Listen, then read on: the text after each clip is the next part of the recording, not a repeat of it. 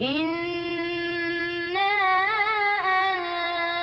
أنزلنا إليك الكتاب بالحق لتحكم بين الناس بما أراك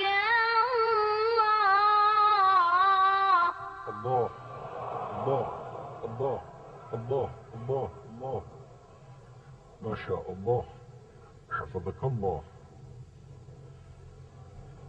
ولا تكن